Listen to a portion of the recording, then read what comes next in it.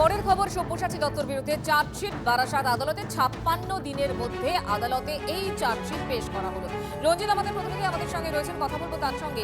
রঞ্জিত, চার্জশিটে কি কি উল্লেখ রয়েছে?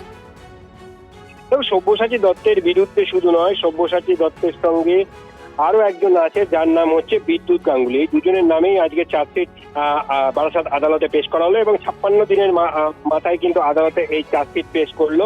এবং মূলত রাজারহাট নিউ টাউনের প্রাক্তন তৃণমূল কংগ্রেসের বিধায়ক তথা বিধাননগরের প্রাক্তন চেয়ারম্যান সব্যসাচী দত্ত এবং বিদ্যুৎ গাঙ্গুলির বিরুদ্ধেই এই চার্জশিট। মূলত তোমাকে জানিয়ে রাখি যে 8ই জুন বিধাননগরের ব্যবসায়ী মধুসূদন চক্রবর্তীর অভিযোগের ভিত্তিতে অর্থাৎ তোলাবাজির অভিযোগের ভিত্তিতে গ্রেপ্তার হয়েছিল সব্যসাচী দত্ত এবং একাধিক জায়গা থেকে বিপুল পরিমাণে সোনা এবং টাকা উদ্ধার হয়েছিল। এরই পাশাপাশি কিন্তু আজ বারাসাত আদালতে সবচেয়ে গুরুত্বপূর্ণ বিষয়, এরই পাশাপাশি বারাসাত আদালতে আজ কিন্তু সব্যসাচী দত্তের যে সম্পত্তি বাজেয়াপ্ত করার মামলার কিন্তু শুনানি রয়েছে।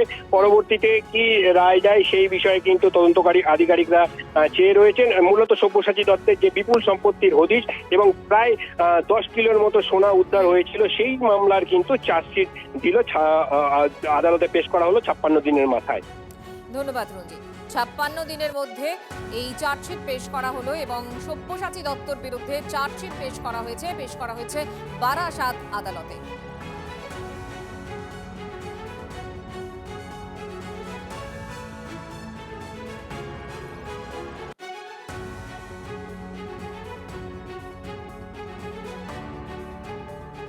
তোলাবাজি মামলায় সব্যসাচী দত্তর বিরুদ্ধে চার্জশিট এবং 56 দিনের মধ্যে এই চার্জশিট পেশ।